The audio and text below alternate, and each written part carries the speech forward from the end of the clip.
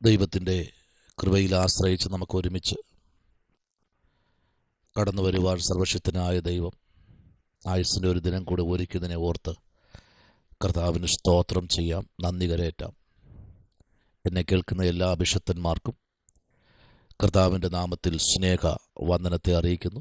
പ്രത്യേകാൽ ലോകത്തിൻ്റെ വിവിധ രാജ്യങ്ങളിലിരുന്ന് YouTube channel വഴി ഈ മെസ്സേജ് കേൾക്കുന്ന, മെസ്സേജ് ഷെയർ ചെയ്യുന്ന എല്ലാ അഭിഷക്തന്മാർക്കും സ്നേഹ വന്ദനത്തെ അറിയിക്കുന്നു. അതിമനോഹരമായൊരു പ്രഭാതം കർത്താവ് നമുക്ക് ദാനമായി നൽകിയല്ലോ. ഈ പ്രഭാതത്തിൽ നിങ്ങളുമായി ഷെയർ ചെയ്യാൻ ദൈവം എന്നെ ഏൽപ്പിച്ചൊരു ദൂത് സങ്കീർത്തനങ്ങളുടെ പുസ്തകം 7-ാമത്തെ അധ്യായം അതിൻ്റെ 2-ാമത്തെ വാക്യത്തിലേക്ക് നിങ്ങളുടെ ശ്രദ്ധയെത്തിരിക്കുന്നു. അവിടെ ഇങ്ങനെയാണ് വായിക്കുന്നത്: അവൻ സിംഹം എന്ന പോലെ എന്നെ കീറിക്കളയരുതേ, വിടിവിപ്പാൻ ആരുമില്ലാതിരിക്കുമ്പോൾ എന്നെ ചീന്തിക്കളയരുതേ. Praise the Lord. വളരെ അനുഗ്രഹിക്കപ്പെട്ട ഒരു ദൂതാണ് നമ്മളിവിടെ കേട്ടത്. നമുക്കറിയാം, ചില വാക്കുകളുടെ നടുവിൽ, ചില വ്യക്തികളുടെ വാക്ക് നിമിത്തം ദാവീദ് യഹോവയ്ക്ക് പാടിയ വിഭ്രമ ഗീതം എന്ന് നമ്മളിവിടെ കാണുന്നു. ദൈവമക്കളെ, ഞാൻ ഏറെ സ്നേഹിക്കുന്ന, ഏറെ ബഹുമാനിക്കുന്ന, എന്നെ ശ്രദ്ധിക്കുന്ന എല്ലാ അഭിഷക്തന്മാരോടും അഭിഷക്തമാരോടും സ്നേഹത്തോടൊരു കാര്യം പറയട്ടെ. നമ്മുടെ വാക്കുകൾ വളരെ നിയന്ത്രിക്കേണ്ടത് അത്യാവശ്യമാണ്. കണ്ടോ, ഭക്തൻ കർത്താവിൻ്റെ സന്നിധിയിൽ മുഴങ്കാൽ മടക്കി. ചില വാക്കുകൾ കേൾക്കുമ്പോൾ തകർന്നു പോകുന്ന ഭക്തന്മാരുണ്ട്. അതിലൊരാളാണ് ദാവീദ്. അദ്ദേഹത്തിന് ഓടിപ്പോവാൻ വേറെ സ്ഥലമില്ല. വിടിവിപ്പാൻ അദ്ദേഹത്തിൻ്റെ സഹോദരന്മാരോ അമ്മയോ അപ്പനോ ആരും തയ്യാറല്ല. കാരണം അവരെല്ലാം മുമ്പിൽ വച്ച് ദാവീദിനെ അഭിഷേകം ചെയ്തതുകൊണ്ട് അവരെല്ലാം ദാവീദ് ശത്രുക്കളായി. ഈ പ്രസംഗത്തിൽ എൻ്റെ സ്ഥിതി അത് തന്നെയാണ്. സ്തോത്രം. എപ്പോഴാണോ തലയിൽ അഭിഷേക തൈലം വീണത് അന്ന് മുതൽ ഞാൻ അറിയാത്ത ശത്രുക്കൾ എൻ്റെ നേരെ വന്നു. അവിടെയും ഞാൻ മുട്ടുമടക്കിയത് എൻ്റെ വീട്ടുകാരുടെ മുൻപിലൊന്നും അല്ല കേട്ടോ. കാരണം അവരൊക്കെ അന്ന് യേശുവിനൊന്നും അറിഞ്ഞില്ല. അവരൊക്കെ എനിക്ക് എതിരായിട്ട് പ്രവർത്തിച്ചവരാ. എന്നെ എങ്ങനെ കൊല്ലാം, എന്നെ എങ്ങനെ തകർക്കാം. ആമേൻ. അവരുടെ ഡ്യൂട്ടി പലർക്കും ഇന്നും കുറഞ്ഞിട്ടില്ല. ഇന്ന് പ്രഭാതത്തിൽ എന്നെ വളരെ ചിന്തിപ്പിച്ച ഒരു വേദാംശമാണിത്. ഒരു വാക്ക് കൊണ്ടൊരു മനുഷ്യനെ അതിശക്തമായി ജീവിപ്പിക്കാൻ കഴിയും. മരണത്തിൽ കിടക്കുന്ന മനുഷ്യനെയും ഒരു വാക്കുകൊണ്ട്, ആമേൻ, ഒരു മനുഷ്യനെ മരണത്തിൽ നിന്ന് വിടുവിക്കാൻ കഴിയും. അതേ വാക്കുകൊണ്ട് തന്നെ ആ മനുഷ്യനെ കൊല്ലാനും കഴിയും. ഉറപ്പായിട്ടും ഇന്ന് പ്രഭാതം എന്നെ കേൾക്കുന്ന അഭിഷക്തന്മാരെ, നിങ്ങളുടെ ജീവിതത്തിൽ ഈ പകലിൽ ഒരു വലിയ മിറക്കിൾ നടക്കുക. ഒന്ന്, ഈ ബെന്യാമനായ കൂശിൻ്റെ വാക്കുകൾ നിമിത്തം. അപ്പോൾ ചില വാക്കുകൾ നമ്മുടെ ജീവിതത്തിൽ, ഞാൻ ഇന്നലെ ഒരാളിനോട് ഇങ്ങനെ പറഞ്ഞു, ചില വാക്കുകളൊക്കെ ഞാൻ കൊതി തോന്നിപ്പിക്കും. ആമേൻ. ഉറപ്പായിട്ടും ഞാൻ കൂടെ ഉണ്ട്. ഒരിക്കലും കുഴപ്പമില്ല, ഞാൻ അന്ത്യം വരെയും കൂടെ ഉണ്ടാകും. ഒരുപാട് വാഴ്ത്താനങ്ങൾ നമ്മൾ അങ്ങോട്ട് ചോദിക്കാതെ ഇങ്ങോട്ട് പറഞ്ഞ് നമ്മെ അങ്ങ്, ആമേൻ, ആ നല്ല ഒരു ജീവിത സാഹചര്യത്തിലേക്ക് കൊണ്ടുവരും. പക്ഷേ ആ വാക്കുകൾക്ക് ആയുസ് കുറവാ. ആമേൻ. വളരെ ആയുസ് കുറവാ. ദാവീദിനറിയാം. കാരണം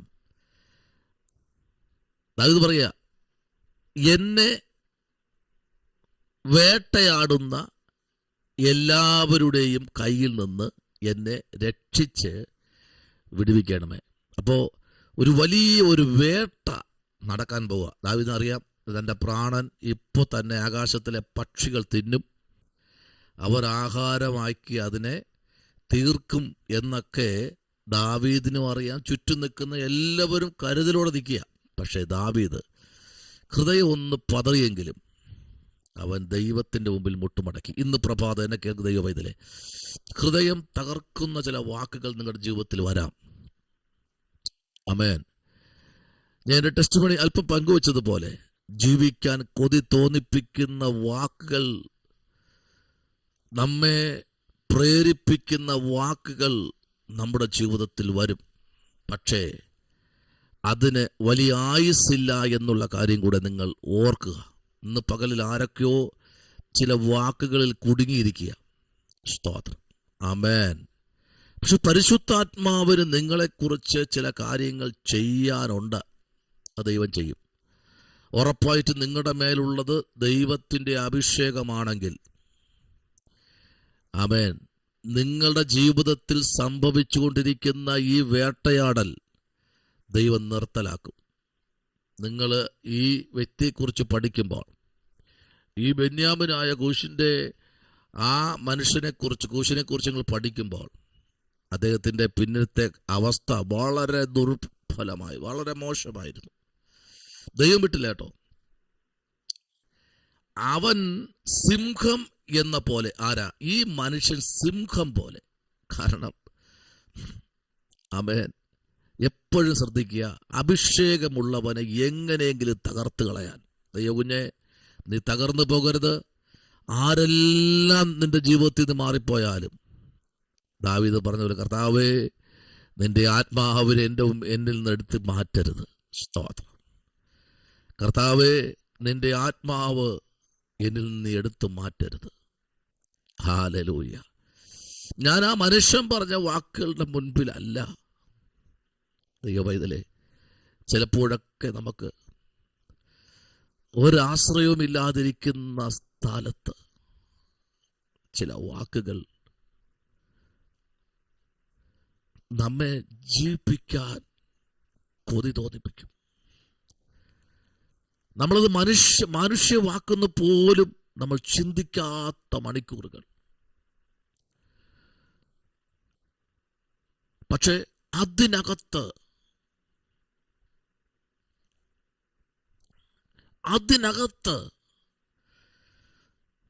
ദൈവം നിങ്ങളെ ഉയർത്താൻ പോകുക.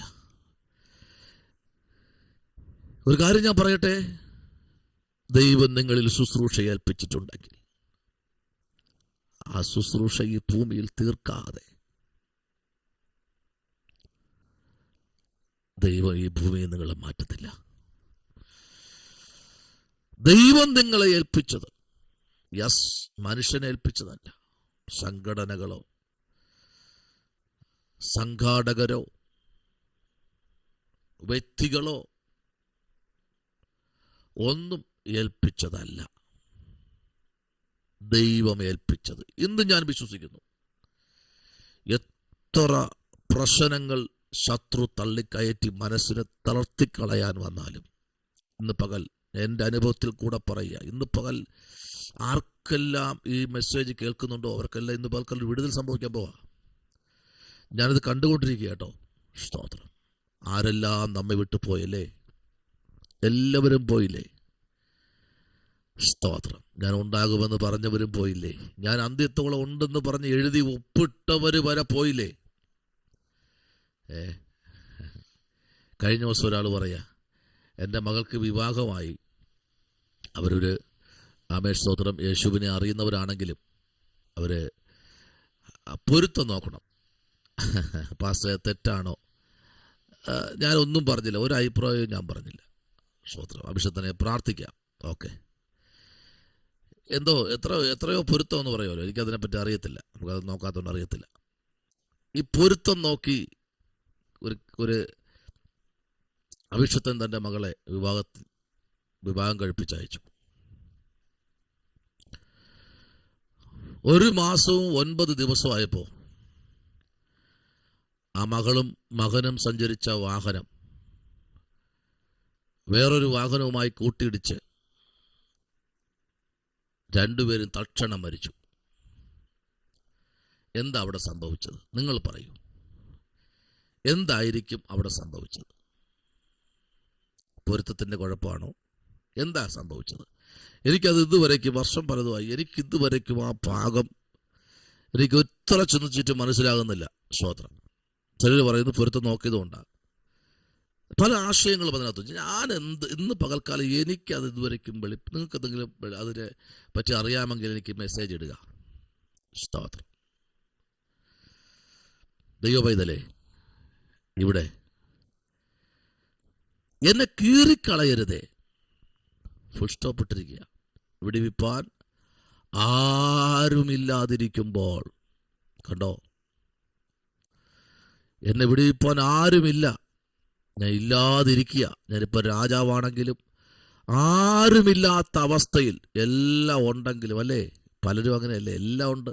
വീടുണ്ട്, നല്ല കാറുണ്ട്, നല്ല സൗന്ദര്യവും ആരോഗ്യമുള്ള ഭാര്യയുണ്ട്, നല്ല ആരോഗ്യവും ജോലിയും ശുശ്രൂഷയുമുള്ള ഭർത്താവുണ്ട്, ശ്രേഷ്ഠകരമായ ഒലിവ് തൈകളായ മക്കളുണ്ട്, അത്യാവശ്യം പുറത്തുനിന്ന് നോക്കുമ്പോൾ എല്ലാം ഉണ്ട്.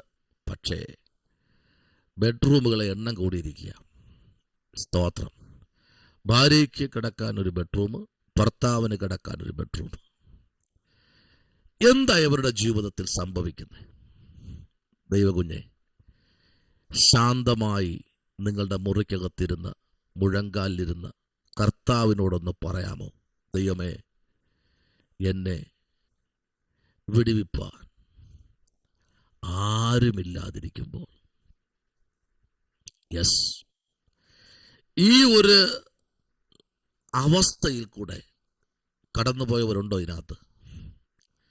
ഒത്തിരി പേർക്ക്, എനിക്ക് തോന്നുന്നു ഒരു 7000-ലധികം പേർക്ക് വാട്സപ്പ് വഴി മെസ്സേജ് പോകുന്നുണ്ട്. സ്തോത്രം. ഇൻസ്റ്റാഗ്രാം വഴി പോകുന്നുണ്ട്. അതുപോലെ തന്നെ യൂട്യൂബ് ചാനൽ വഴി, ഫേസ്ബുക്ക് വഴിയൊക്കെ പോകുന്നു.